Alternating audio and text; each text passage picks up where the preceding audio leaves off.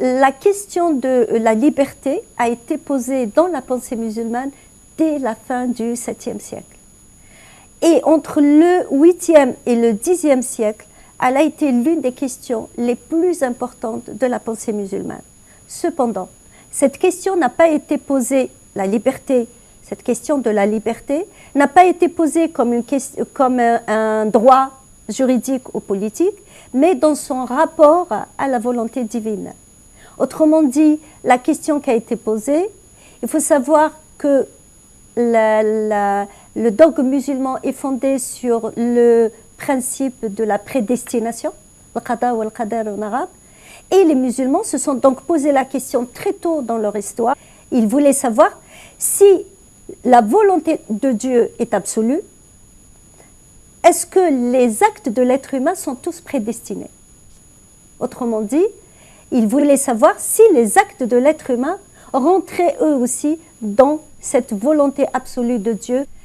Et cette question a divisé les musulmans, notamment entre les mu'tazilites qui étaient pour le libre arbitre et les déterministes. Et les déterministes, ça englobait un peu tous les conservateurs.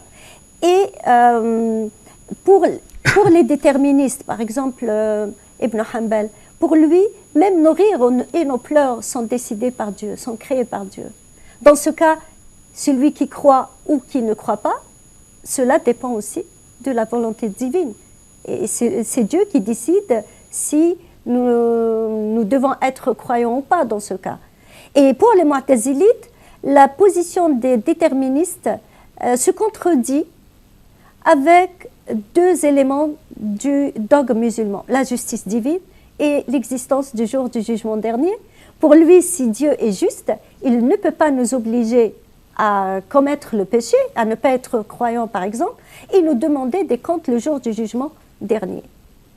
Cependant, les mu'tazilites ont totalement disparu vers le Xe siècle. Et c'est les ash'arites qui ont fini par s'imposer comme école théologique, notamment dans le monde sunnite et d'une manière précise au Maghreb. Et les ash'arites, c'était une école qui était très proche, ou qui est toujours très proche du hanbalisme. Et pour eux, ils ont essayé de mettre au point la doctrine qu'on appelle le kasb, la doctrine de l'acquisition, mais je dis personnellement que cette doctrine n'est qu'un déterminisme déguisé. Donc finalement, les musulmans ont opté pour le déterminisme. Le déterminisme, donc c'est Dieu qui décide des croyances de l'individu. Cependant, ils ont décidé que si l'individu n'est pas croyant, ou que s'il quitte sa religion, eh bien la société le punira et Dieu le punira aussi. Donc les musulmans, dans le domaine de l'organisation sociale, ils ont opté pour l'obéissance. Obéissez à Dieu, aux prophètes et à ceux qui détiennent l'autorité parmi vous. Et dans le domaine théologique, ils ont opté pour le déterminisme, pour dire qu'à la fin, les musulmans n'ont pas opté pour le principe de la liberté. Et en même temps, donc, le problème de la justice divine se pose aussi. Oui, il se pose toujours, mais les mu'tazilites ne sont plus là pour le poser à nouveau, d'une part. Et d'autre part, il faut savoir que les musulmans, à partir, déjà entre le 8e et le 10e siècle, ils ont mis en place des théories et des concepts qui avaient tous comme objectif de ne pas permettre à la pensée de s'exprimer, de s'interroger, de bloquer le travail de la raison afin qu'elle ne détecte pas les contradictions. Par exemple, le principe, la religion est une question de cœur et non de raison. Et ces principes et ces théories ont commencé à s'imposer à partir du Xe siècle.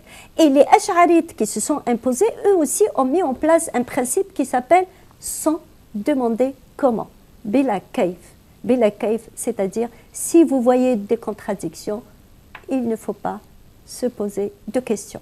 Ainsi, le discours religieux s'est mis en place et s'est imposé, et de plus en plus les musulmans ne se posent pas de questions au sujet de leur religion, mais ils préfèrent répéter, imiter ce que les premiers ont dit. Et il faut savoir aussi que le savoir des anciens a été sacralisé, car sous l'esprit salafiste évidemment, et il a été considéré comme celui qui détient la vérité. Je parle du discours religieux des anciens.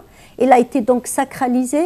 La charia qui a été mise en place, parce que je fais la différence entre la charia qui existe dans les textes coraniques et la charia qui existe dans les livres de droit, cette charia qui existe dans les livres de droit, mise en place par les premiers musulmans, a été également sacralisée.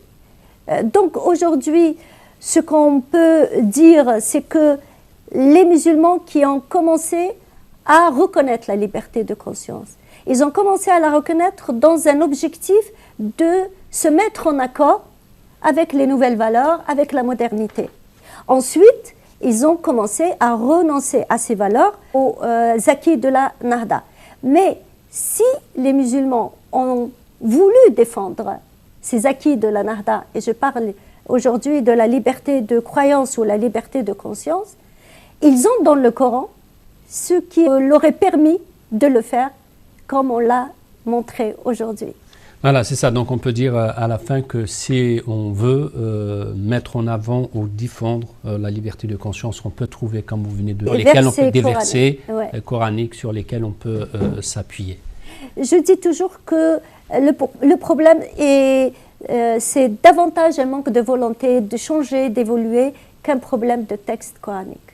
Merci beaucoup. Merci beaucoup, Razak Adnani.